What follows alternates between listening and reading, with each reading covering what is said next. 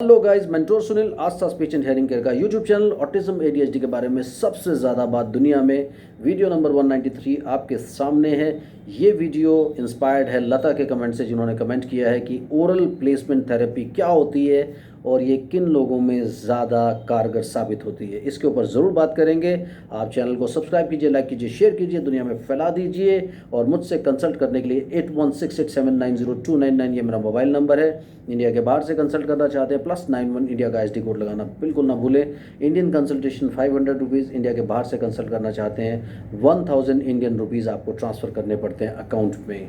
तो दोस्तों, सबसे पहले मैं आप लोगों का शुक्रिया अदा करना चाहूँगा कि पिछले 2 महीने में जितने लोगों ने मुझे ज्वाइन किया है, इतना पिछले 4 साल से जब से चैनल चल रहा है शायद लोगों ने ज्वाइन नहीं किया। और इन 2 महीनों 3 महीनों में आपने इतना कॉन्फिडेंस मुझ में जताया है कि मैं बहुत शुक्रगुजार हूँ आप लोगों का। ऐसे ही आप मुझे अपना प्यार देते रहिए ताकि मैं आपके लिए नए नए वीडियोस भी बनाऊँ और आपके बच्चों के लिए बेस्ट थेरेपी प्लान्स लेकर के आऊँ। सो मुझे बहुत खुशी है और मैं आप लोगों का एक बार फिर शुक्रिया अदा करता हूँ। अब आते हैं सीधे टॉपिक पर, जो है ओरल प्लेसमेंट थेरेपी। जैसा कि नाम से जाहिर है, ओरल मीन्स आपके मुंह से कनेक्टेड है। ओरल कैविटी, ये कैविटी होता है जिसे ओरल कैविटी कहते हैं, जिसके अंदर टंग, लिप, पैलेट, टीथ और दूसरे जितने भी ऑर्गन्स होते हैं जो स्पीच में इन्वॉल्व होते हैं वो सारे के सारे आते हैं। प्लेसमेंट यानी आप अपने टंग की या ओरल ऑर्गन्स की प्लेसमेंट कैसे करें कि आप एक पर्टिकुलर साउंड प्रोड्यूस कर सकें। Therapy means treatment. जब आप अपने ओरल ऑर्गन्स को एक प्लेसमेंट के तौर पर सीखते हैं और उसे ट्रीटमेंट के लिए यूज़ करते हैं तो प्रोसेस को ओरल प्लेसमेंट थेरेपी बोलते हैं।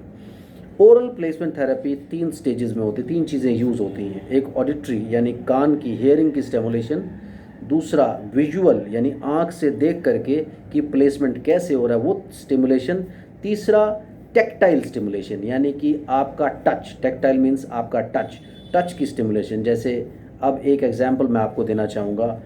एक नॉर्मल बच्चे के लिए जब आप प्रोड्यूस करते हैं पा, फा, बा, भा, मा, ये 5 साउंड्स आपने प्रोड्यूस की, पाँचों साउंड्स लिप से आ रही हैं। पा, फा, बा, भा, मा, पाँचों साउंड्स लिप से आई हैं। लेकिन एक नॉर्मल बच्चा जो हेयरिंग से स्टिमुलेट हो सकता है वो सुन सकता है कि ये पा है, ये बा है, ये फा है। लेकिन ऐसे बच्चे जिनको हेयरिंग लॉस की प्रॉब्लम है, उनको आप हेयरिंग एड लगाते हैं या कोक्लियर इम्प्लांट करते हैं, वो बच्चे ये सुन नहीं सकते पूरी तरह से। उनको हेयरिंग एड लगाने के बावजूद भी या कोक्लियर इम्प्लांट करवाने के बावजूद भी एकदम से डिफरेंस समझ में नहीं आता।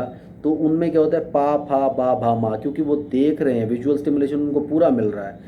तो हम क्या करते हैं यहाँ पर, वर्बल स्टिमुलेशन के साथ साथ हेयरिंग वाला स्टिमुलेशन, उसके साथ साथ जो विजुअल स्टिमुलेशन है उसके साथ साथ आप टेक्टाइल स्टिमुलेशन यूज़ करते हैं। टेक्टाइल मीन्स टच वाला स्टिमुलेशन आप यूज़ करते हैं। अब आप अपने आप से करके देखिएगा इसको। आप बोलिए, अपने मुंह से बोलिए पा, आपने पा बोला, अब बोलिए बा। जब आप पा बोलते हैं तो आपके यहाँ से इतनी वाइब्रेशन नहीं होगी, पा वाइब्रेशन, बा आप देखेंगे पूरा चेस्ट से लेके ऊपर तक वाइब्रेट हुआ।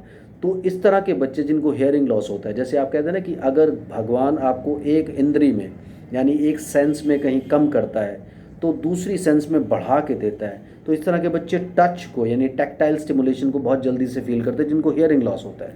तो जब आप हियरिंग लॉस वाले बच्चों में इस थेरेपी को करते हैं तो आप उनको एक विजुअल स्टिमुलेशन, एक ऑडिटरी स्टिमुलेशन जो हियरिंग एड या कोक्लियर इम्प्लांट लगा है वो वाला स्टिमुलेशन आप उससे दे रहे हो। उसके अलावा टेक्टाइल स्टिमुलेशन, जैसे आपने पा बोला, पा, बच्चे को बोलेंगे पा, उसने बोला पा, जब आप बोलेंगे बा तो ये पूरा वाइब्रेट होता है, उसको फील होगा।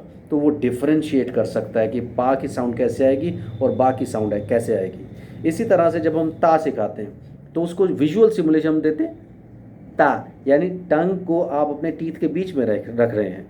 जब आप दा बोलते हैं तो यही डिफरेंस आता है। ता ये वॉइसलेस साउंड कहलाती है, इसी तरह से पा ये वॉइसलेस साउंड कहलाती है, ब ये वॉइस्ड साउंड कहलाती है। तो यहाँ से आप टच का स्टिमुलेशन दे रहे हैं। एक हाथ अपने आप यहाँ गर्दन पर रख रहे हैं, दूसरा हाथ उसकी गर्दन पर, बच्चे की गर्दन पर रख रहे हैं। तो आप जब प्रोड्यूस कर रहे हैं वो आपको फील करता है कि यार यहाँ पर मुझे वाइब्रेशन फील होना चाहिए।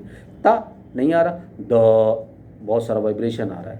तो ओरल प्लेसमेंट थेरेपी मेरे हिसाब से, क्योंकि जो बच्चा attention deficit hyper activity disorder है उसको अटेंशन डेफिसिट है तो उसका हमें अटेंशन और फोकस लेना है, तो पहले तो उसको ठीक करो। आप उसको ठीक करोगे, स्पीच ऑटोमेटिकली आता है।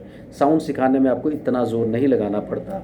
लेकिन जो डेफ डम बच्चे होते हैं, जिनको सुनने और बोलने में प्रॉब्लम होता है, उनको ओरल प्लेसमेंट थेरेपी, यानी कई लोग उसको AVT का नाम भी देते हैं, तो ऑडियो वर्बल थेरेपी उन लोगों में सबसे ज़्यादा कारगर साबित होती है।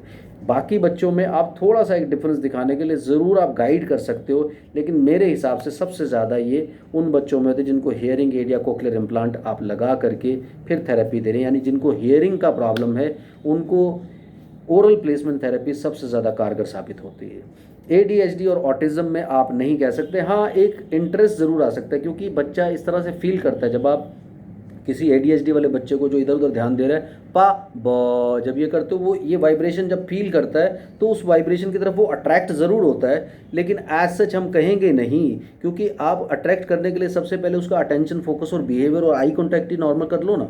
उसके लिए ओरल प्लेसमेंट थेरेपी की ज़रूरत आपको नहीं पड़ती, लेकिन आप ट्राई कर सकते हो। 99% इसकी ज़रूरत नहीं है इन बच्चों में, राइट। मुझे लगता है लता को अपना आंसर मिल गया होगा, आप लोगों को भी इससे नॉलेज बढ़ा होगा। जल्दी से आप भी कमेंट कीजिए, हो सकता है आपका कमेंट भी सिलेक्ट हो एक वीडियो बनने के लिए। Thank you very much, bye bye.